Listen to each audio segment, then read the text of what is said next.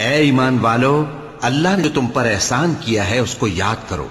جب کچھ لوگوں نے ارادہ کیا کہ تم پر دست درازی کریں تو اس نے ان کے ہاتھ تم سے روک دیے، اور اللہ سے ڈرتے رہو، اور مومنوں کو تو اللہ ہی پر بھروسہ رکھنا چاہیے۔ اور اللہ نے بنی اسرائیل سے اقرار لیا تھا، اور ان میں ہم نے 12 سردار مقرر کیے تھے، اور اللہ نے فرمایا کہ میں تمہارے ساتھ ہوں، اگر تم نماز پڑھتے اور زکوٰۃ دیتے رہو گے اور میرے پیغمبروں پر ایمان رکھو گے اور ان کی مدد کرتے رہو گے اور اللہ کو قرض حسن دو گے تو میں تم سے تمہارے گناہ دور کر دوں گا اور تم کو بہشتوں میں داخل کروں گا جن کے نیچے نہریں بہہ رہی ہیں۔ پھر جس نے اس کے بعد تم میں سے کفر کیا تو وہ سیدھے رستے سے بھٹک گیا۔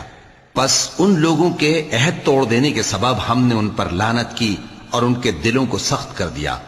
یہ لوگ کلمات کتاب کو اپنے مقامات سے بدل دیتے ہیں، اور جن باتوں کی ان کو نصیحت کی گئی تھی ان کا بھی ایک حصہ فراموش کر بیٹھے، اور تھوڑے آدمیوں کے سوا ہمیشہ تم ان کی ایک نہ ایک خیانت کی خبر پاتے رہتے ہو۔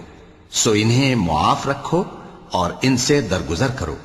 اللہ احسان کرنے والوں کو دوست رکھتا ہے۔ اور جو لوگ کہتے ہیں کہ ہم نصارہ ہیں، ہم نے ان سے بھی عہد لیا تھا، مگر انہوں نے بھی اس نصیحت کا جو ان کو کی گئی تھی ایک حصہ فراموش کر دیا، تو ہم نے ان میں قیامت تک کے لیے دشمنی اور کینہ ڈال دیا، اور جو کچھ وہ کرتے رہے اللہ عنقریب ان کو اس سے آگاہ کر دے گا۔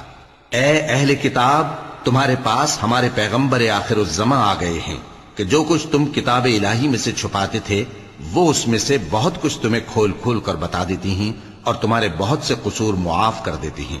بے شک تمہارے پاس اللہ کی طرف سے نور اور روشن کتاب آ چکی ہے۔